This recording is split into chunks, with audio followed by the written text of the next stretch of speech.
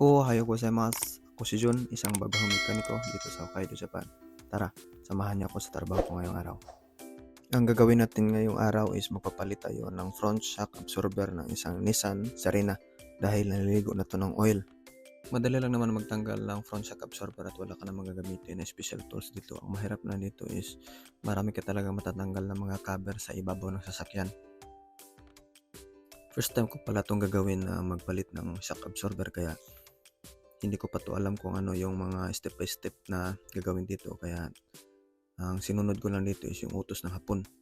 Kaya minsan pumupunta siya, nag-check sa akin kung tama ba yung ginagawa ko, at tawa naman ng Diyos at tumama naman minsan. Kaya malaking tulong din talaga yung pagninihunggo mo dito, no? Tapos higit sa lahat yung common sense mo sa trabaho. At yun, na-install ko na.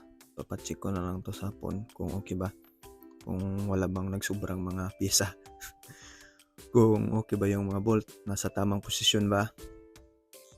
Kaya hinigpitan ko na yung mga bolt na nilagay ko at chinecheck ko talaga ng maayos, kasi alam mo naman dito sa Japan, mahigpit talaga sila sa ganitong mga gawain, lalo na sa ganitong mga trabaho ng automotive, kasi buhay ang nakataya dito. Dito pala sa shop namin is iba-iba yung mga sasakyan na tinatrabaho namin. Minsan ganito maliliit, at minsan mga heavy equipment. Minsan din yung mga dump truck or yung mga 10-wheelers. Pero ako talaga is na-assign talaga ako sa maliliit na sasakyan. Pero pupunta lang kami doon sa mga malalaki kung hindi talaga kami busy dito. Yung pinalit pala namin na shock absorber dito is sikanhan. At yun, natapos na.